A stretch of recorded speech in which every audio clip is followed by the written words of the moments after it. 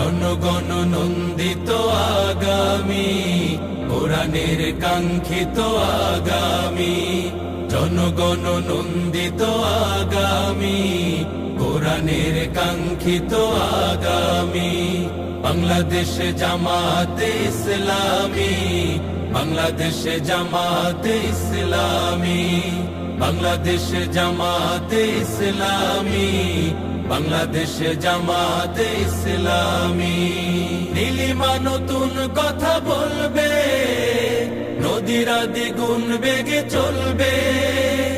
নীলিমা নতুন কথা বলবে, নদীরা দ্বিগুণ